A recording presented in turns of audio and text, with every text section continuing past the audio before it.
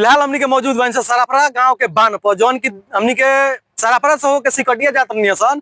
तो रोड में ही देखे के मिलेला कि एगो बिजली के खंभा हलल बा जौन की बहुत ही खतरनाक पोजीशन में बावे। जौन की एक्सीडेंट बहुत करा सकता। गाड़ी के भी देख सकता नहीं कि जौन किनारे से गाड़ी आवत है सन। लेकिन ये पोल जौन देख सकता नहीं कि बीच रास्ता में जौन गड़ल बा पोल, एकरा के देख सकता नहीं रोवा कि बहुत ही खराब जगह बा। पोल ई कह सकता नहीं कि रास्ता जौन बावे बहुत ही अच्छा तरीका से बनता, लेकिन थोड़ा सा जौन ठेकेदार जौन बानी वहाँ के ई गलती कर दिल बानी कि पोल के खर्चा के चलते ये पोल के नहीं उखड़वाइले, जौना के कारण से इससे बहुत एक्सीडेंट हो चुका था। हम ही ज्यादा तो ना कहम, लेकिन हम इतना कहम कि पोल रोवा देख सकता नहीं कि बीचों बीच जौन रोड के बीचों बीच बाई। अब बता सकता नहीं रोवा के जौन यहाँ के जौन हमारा गांव के जौन जितना भी लोग बावे वो सब ये पोल के बारे में जानता। तो वहाँ के जौन बानी कि वहाँ के पोल से कर के जा सकता नहीं जैसे साइड से।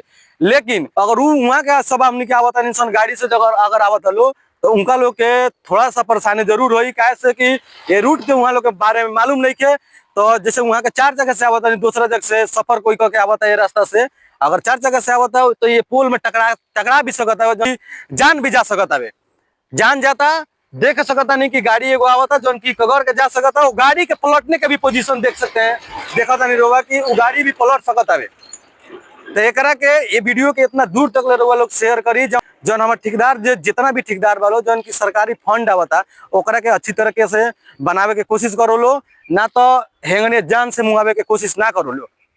अगर मान ली कि जे नइखे जानते रास्ता के बारे में ए रास्ता से आके गुजरत हवे ओकरा तो एक्सीडेंट हो सकता है, जान के भी खतरा हो सकता है। जौना के देख सकता नहीं कि दियर के क्षेत्र बावे, फिलहाल ये दियर के क्षेत्र बा बान हवे।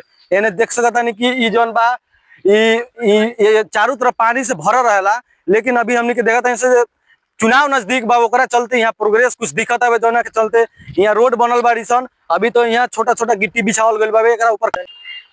तो देख सकता नहीं कि एगो तो पोल बढ़ले बा, एगो पीछे देख सकता नहीं कि एगो पोल जो सामने दिखता वो रोडे के बीचों बीच पोल बावे। देख सकता नहीं कि बाइक वाला भी हमारे भाई जो बानी यहाँ के कवर के जाता नहीं।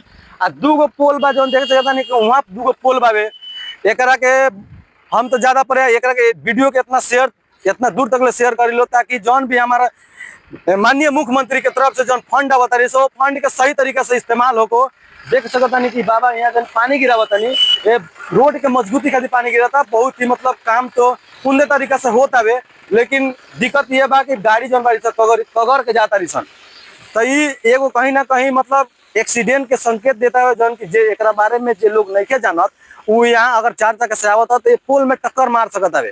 तो हम ये वीडियो के ज्यादा से ज्यादा शेयर करी लो कि ये पोल के साइड में हलावल जाओ, क्योंकि ये वीडियो के इतना शेयर कर लो, इतना शेयर करें जो हमारे माननीय मुख्यमंत्री श्री नीतीश कुमार जी जौन बानी वहां तक के लगे वीडियो जाओ जौन वहां के पैसा देता नहीं वो पैसा के सही तरीका से इस्तेमाल नहीं किया हो।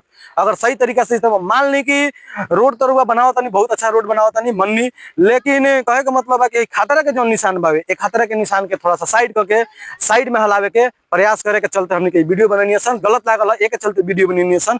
जय हिंद, जय भारत।